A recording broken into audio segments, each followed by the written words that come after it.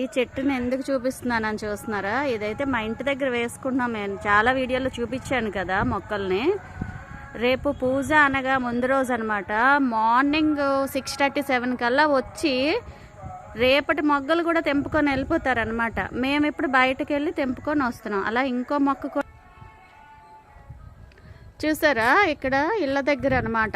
చెట్టు నిండా మొగ్గలు ఉంటాయి. ఒక మొగ్గ కూడా లేకుండా చేశారు చూసారా.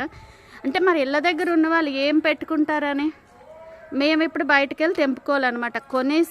కనీసం కొంచెమైనా ఆలోచించాలి కదా, దేనికి వేసుకుంటాం ఇంటి దగ్గర అన్నది. ఒక్క మొగ్గ కూడా లేకుండా వాళ్ళు తెంపుకెళ్తున్నారు. చూసారు కదా, ఇక్కడ కూడా మొగ్గలు లేవు.